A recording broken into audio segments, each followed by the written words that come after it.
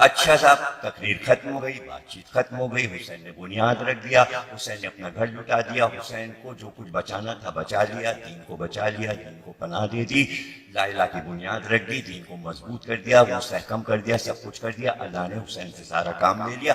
अब यहाँ पे सवाल ये उठा कि अल्लाह ने हुसैन को क्या दिया? हुसैन ने तो अपना सब कुछ दे दिया।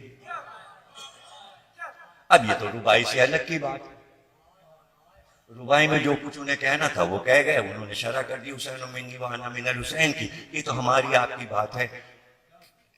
अगर ना मिले तो क्या है, नारी अल्लाह तो क्या है। अबे हुसैन ने अपना काम कर दिया। इस खानदान की आदत ये है कि ये काम करते हैं और सिला नहीं मांगते। ये पुरानी आदत है इनकी जनाब, पुरानी आदत है। अबू तालिब ने मोहम्मद की हिफाजत कर ली, बचा दिया, कत्ल होने से बचा लिया, नबूवत को अबू तालिब ने मजबूत कर दिया, सिला विला कुछ नहीं मांगा।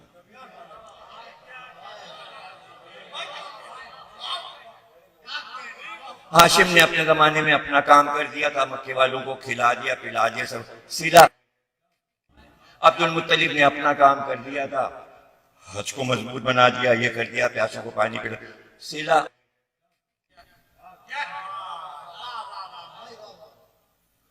तो इसी तरह सर जाफर तैयार ने अपना काम कर दिया, अकील ने अपना काम कर दिया, मौला अली ने अपना काम कर दिया, सिला।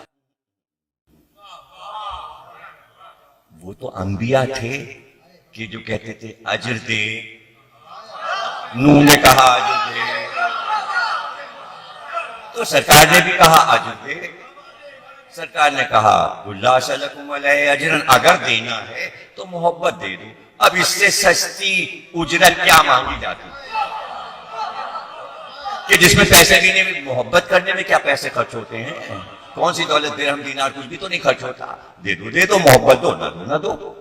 बस सरकार ने मान लिया, भाई मोहब्बत ये है, अजर रिसालत है। लेकिन ये तो कुछ भी अजर नहीं मांगते। और आदम से लेकर ईसा तक सबने जितना काम किया ना, सबका काम एक जगह जमा कीजिए और मिलाइए, उतना काम तो ज़ैनब ने कर दिया, अजर नहीं मांगा। अजर क्या, विलायत तो है ही है, घर की है, अब अजर क्या। लेकिन लोगों को तशवीश है। हुसैन ने तो बहुत बड़ा काम किया। तो दो सवाल उठ गए।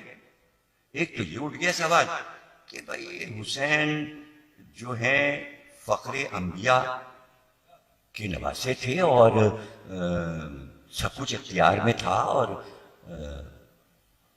अल्लाह रसूल को महबूब कहता था और रसूल के महबूब नवासे थे, और 61 हिजरी में इतना जुल्म हुसैन पे हो गया, अल्लाह ने मदद ही नहीं की। पहला सवाल, भाई अल्लाह को मदद करनी चाहिए थी, अखलाकी तौर पे अल्लाह को मदद करनी चाहिए थी। दुश्मनों को फना कर देता, ये कर देता, 6 महीने का बच्चा भी बच जाता, जवान भी बच जाता, मदद नहीं की। अल्लाह ने कोई मदद ही हुसैन की नहीं। पहला सवाल, कभी ज़हन में आया है आपके ये सवाल? अगर आया है तो बहुत अच्छी बात है, और जवाब मिला है तो और अच्छी बात है। अगर नहीं मिला जवाब तो फिर सुन लीजिए, जवाब सुन लीजिए। तो भाई बड़े बड़े ज़हीन लोग हैं, ऐसा सवाल जाहिर है कि मुझे पता है कि हम आलिमों से पूछेंगे, वो जवाब नहीं देंगे। तो वो हुसैन इब्ने रौ के पास पहुंच गए। अभी जमाना उनका था, उनका भाई इमाम ज़माना को खत लिखी, भाई वहीं से आ सकता है सवाल ऐसा, तो जवाब वहीं से आया।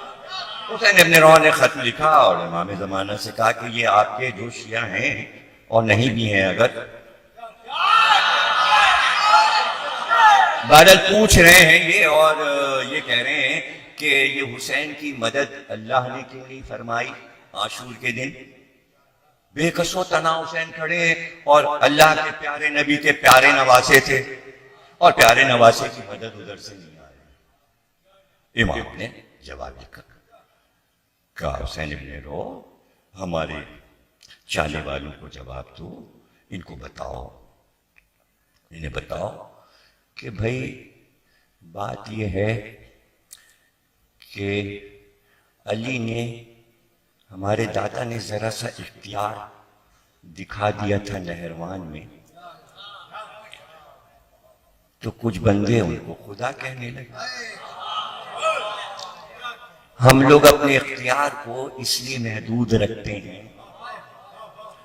कि तौहीद पर कोई जद ना आए। फरमा रहे इमाम, फरमा रहे हुसैन इब्ने रौ, यूसुफ नबी 7 साल के थे और उनको भाइयों ने कुएं में फेंक दिया। सौदागर ने कुएं से उन्हें निकाला। उधर से काफिला मिस्र का जा रहा था, उसने खरीद लिया गुलाम बनके। बिक गए यूसुफ कि हम मिस्र में बेचेंगे, बहुत खूबसूरत बच्चे तो बड़ी कीमत मिलेगी बादशाह से। लेके चले। काफिला आगे जाके थोड़ी दूर रुका था तो यूसुफ को याद आया कि अब तो हम अपने घर नहीं जा पाएंगे, इन्होंने हमें कैद कर लिया। ये सामने जो कब्रिस्तान है इसमें हमारी माँ की कब्र है, तो चल के हम अपनी माँ की कब्र से लिपट के अलविदा कर लें। तो 7 साल का बच्चा चुपके से सौदागर की निगाहों से बच के कब्रिस्तान गया और जाके माँ की कब्र से लिपट के रोने लगा कि अम्मा, हमारे भाइयों ने बड़ा जुल्म किया और हमें सौदागर ले जा रहे हैं मिस्र। आंसू बह रहे थे और माँ से जैसे बच्चा लिपटता है ऐसे कब्र से लिपटे थे। सौदागर ने इधर उधर देखा, इतना कीमती बच्चा गायब हो गया। सौदागर गुस्से में आ गया कि कहाँ चला गया। ढूंढते ढूंढते ढूंढते कब्रिस्तान पहुंच गए, देखा तो कब्र से बच्चा लिपटा हुआ था। तो गुस्से में तो था ही कि वो समझा बच्चा भागा है, तो बाजू पकड़ के गुस्से में सौदागर ने यूसुफ को कब्र से उठाया और एक तमाचा मुंह पे मारा यूसुफ के। जैसी थप्पड़ जो था यूसुफ के मुंह पे पड़ा, जमीन हिली, थरथराई और एक बार आसमान से सितारे टूटने लगे और तेज आंधी चलने लगी। यानी आसारे अजाब नजर आए कि एक नबी के बेटे के मुंह पे तमाचा पड़ा तो सौदागर सजदों में गिर गए, माफिया मांगने लगे कि ये कोई बच्चा बहुत बड़ा बच्चा है, तो माफी मांगने लगे कि रब माफ कर दे, हमने इसे मारा। तो एक यूसुफ के एक तमाचे पर जमीन हिल सकती है।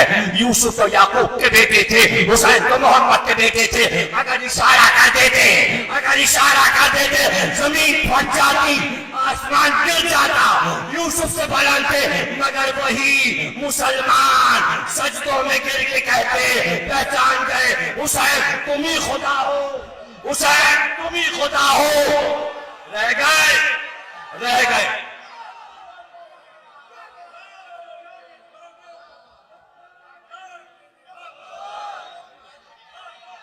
अपनी जिंदगियों को बचाने के लिए मौत से डर कर पुकारते हुसैन रब हैं, कदमों से लिपट जाते हुसैन के, कहते आज पहचाना आप ही रब हैं, आप ही रब हैं, जुमला ले लो, आप ही रब हैं। हुसैन के कदमों से लिपट जाते, सिर्फ एक इशारे पर कयामत को बुलाया।